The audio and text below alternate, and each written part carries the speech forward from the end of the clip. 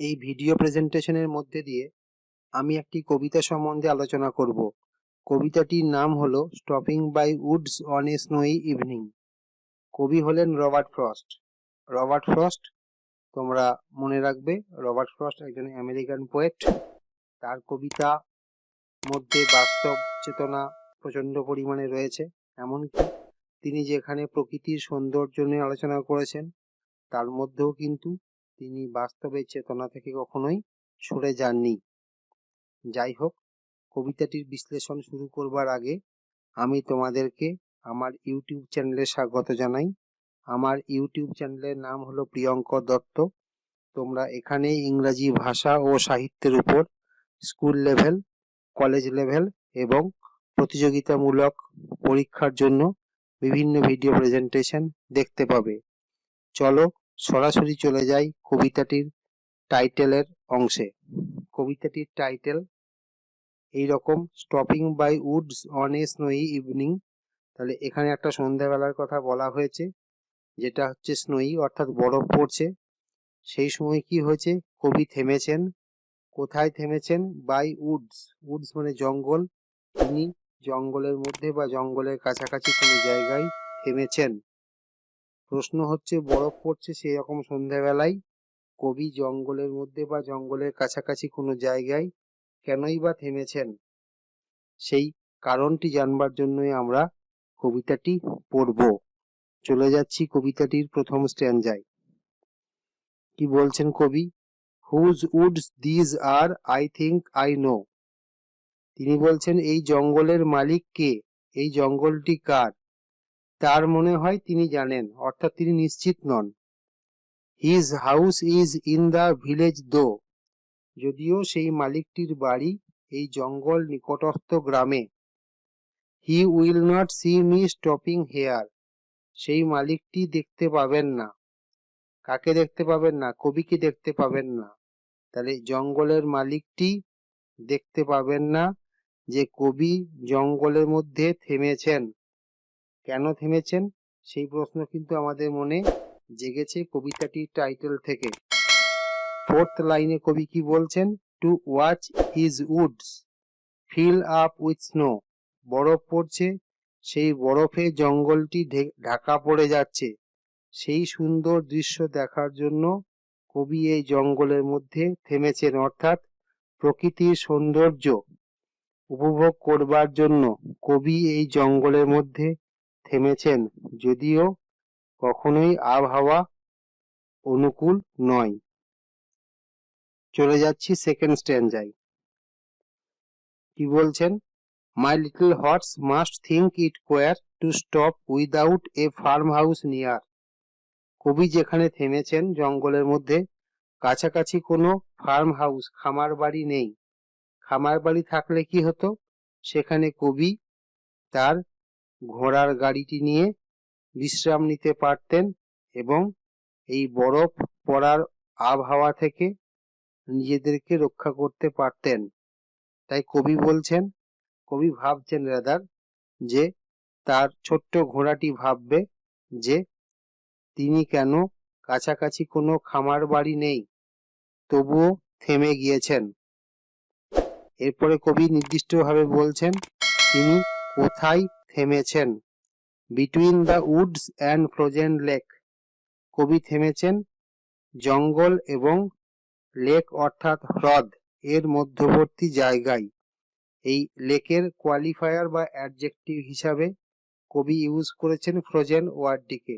Frozen মানে হচ্ছে জমে যাওয়া। তাহলে যে হ্রদের জলটি জমে গেছে, শীতপ্রধান দেশের কথা, আমেরিকার কথা বলা হয়েছে, শীতকালের কথা বলা হয়েছে, তাই হ্রদের জলটি জমে গেছে। তাহলে সেই হ্রদ এবং জঙ্গলের মধ্যবর্তী জায়গায় কবি দাঁড়িয়ে পড়েছেন সন্ধ্যাবেলায় প্রকৃতির সৌন্দর্য উপভোগ করবার জন্য। ফোর্থ লাইনে কি বলছেন? The darkest evening of the year. যে সন্ধ্যাবেলায় কবি থেমেছেন সেটা হচ্ছে বছরের সব থেকে অন্ধকারাচ্ছন্ন সন্ধ্যাবেলা। অর্থাৎ এই সন্ধ্যাবেলায় জঙ্গলের যে সৌন্দর্য সেটা আরো একটা মায়াবী বা মিস্টেরিয়াস হয়ে উঠছে বা উঠেছে। চলে যাচ্ছি পরের স্ট্যান্জায়। কবি কি বলছেন? He gives his harness bells a shake. Harness মানে হচ্ছে ঘোড়ার গলায় যে চামড়ার ফিতে থাকা, সেই চামড়ার ফিতেটাকে বলছে হারনেস।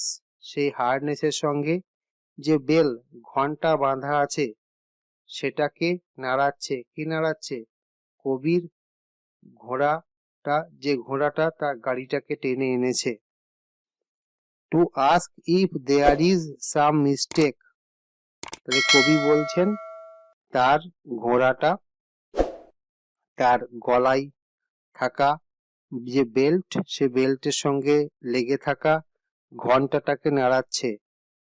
এটা যেন জানতে চাইছে সে যে কবির তরফে কোনো ভুল হচ্ছে নাকি। কেন, কবি কি কোনো ভুল করে এখানে দাঁড়িয়ে পড়েছেন? তাহলে এই ঘোড়ার যে গলায় বাঁধা ঘন্টাটার শব্দ, এটা হয়তো ইনসিডেন্টাল, কিন্তু কবি এই ঘন্টার শব্দের মধ্যেও একটা ডিপার মিনিং খুঁজে বার করবার চেষ্টা করেছেন। কারণ তার মতে ঘোড়াটার মধ্যে একটা সেন্সিবিলিটি বা সংবেদনশীলতা রয়েছে। থার্ড লাইনে কি বলছেন?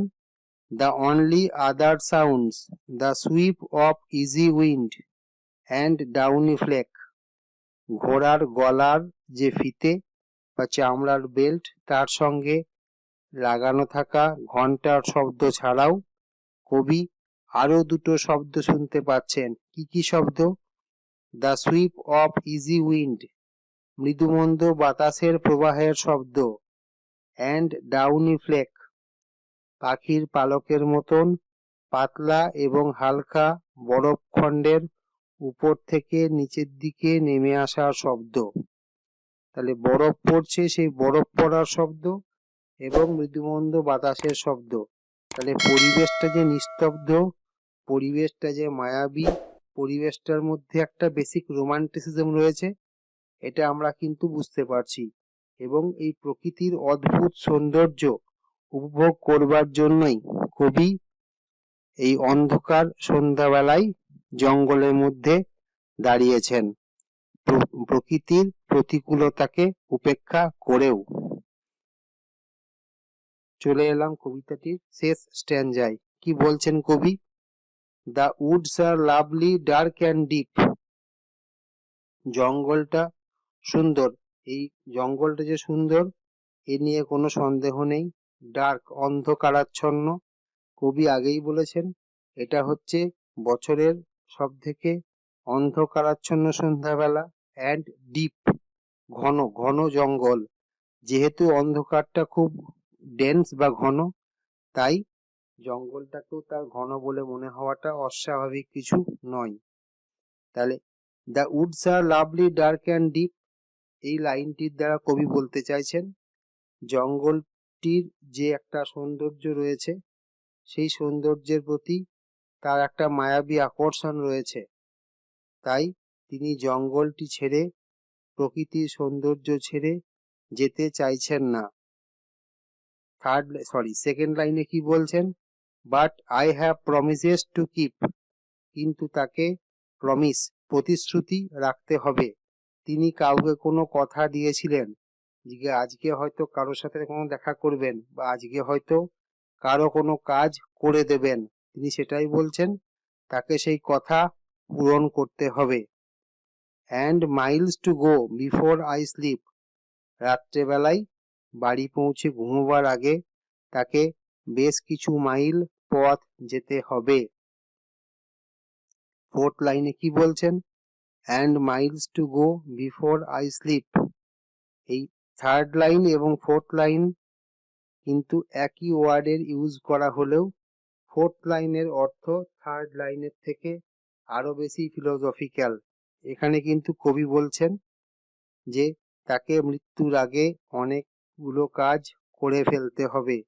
তাহলে মাইলস টু গো এর অর্থ হচ্ছে অ্যাকমপ্লিশ সেভারেল টাস্কস, অনেকগুলি কাজ সম্পাদন করতে হবে। বিফোর আই স্লিপ, তাহলে বিফোর আই ডাই। এখানে স্লিপ মানে কিন্তু টেম্পোরারি স্লিপ এর কথা বলা হচ্ছে না, এখানে পার্মানেন্ট স্লিপ বা মৃত্যুর কথা বলা হচ্ছে, যে ঘুম থেকে মানুষ জেগে ওঠে না। আর থার্ড লাইনে আমরা পেয়েছি টেম্পোরারি স্লিপ বা সাময়িক ঘুমের কথা, যে ঘুম থেকে মানুষ জেগে ওঠে। তাহলে স্লিপ মানে হচ্ছে রেস্ট, থার্ড লাইনে স্লিপ মানে হচ্ছে টেম্পোরারি রেস্ট, ফোর্থ লাইনে স্লিপ মানে হচ্ছে ডেথ, যেটার অর্থ হচ্ছে পার্মানেন্ট রেস্ট। অর্থাৎ কবি বলছেন শুধু আজকে রাত্রে তাকে বেশ কিছু কাজ করতে হবে তাই নয়, তাকে মৃত্যুর আগেও অনেকগুলো কাজ করতে হবে। তাই প্রকৃতির সৌন্দর্য দেখার মতো সময়, সুযোগ, পরিস্থিতি কোনোটাই তার নেই। এইভাবে প্রকৃতির সৌন্দর্য সম্পর্কিত একটা কবিতার মধ্যে রবার্ট ফ্রস্ট তার বাস্তব চেতনাকে ইনক্লুড করেছেন। যাই হোক, ভিডিও প্রেজেন্টেশনটি শেষ করবার আগে আমি তোমাদের কাছে অনুরোধ রাখব, তোমাদের মূল্যবান মতামত এই ভিডিও প্রেজেন্টেশনের কমেন্ট সেকশনে তোমরা লিখবে। ভিডিও প্রেজেন্টেশনটিকে বন্ধুদের মধ্যে শেয়ার করবে এবং সর্বোপরি চ্যানেলটিকে সাবস্ক্রাইব করবে। ধন্যবাদ।